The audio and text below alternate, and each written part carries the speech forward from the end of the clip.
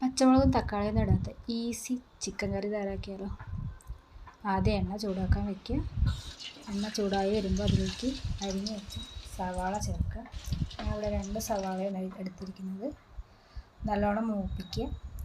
ഇഞ്ചി പേസ്റ്റ്, വെളുത്തുള്ളി paste add ചെയ്യുക. നല്ലോണം മൂത്ത് വരുമ്പോൾ അതിലേക്ക് മല്ലിപ്പൊടി ആഡ് ചെയ്യുക. ഞാൻ ഇവിടെ 2 സ്പൂൺ മല്ലിപ്പൊടിയാണ് ആഡ് ചെയ്തിരിക്കുന്നത്. ആവശ്യത്തിന് മഞ്ഞൾപ്പൊടി, മുളക് പൊടി ചേർക്കുക. എണ്ണയിൽ നല്ലോണം വന്നിട്ട് മൂപ്പിക്കുക.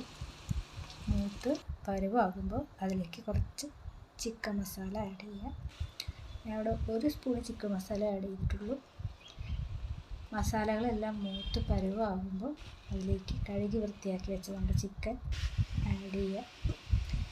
എല്ലാ ഭാഗത്തേക്കും മസാല ഒന്ന് ചേർത്ത് ഇളക്കി കൊടുക്കുക.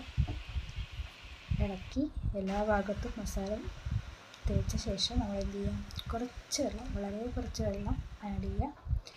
ആവശ്യത്തിന് ഉപ്പ് ആഡ് ചെയ്യുക.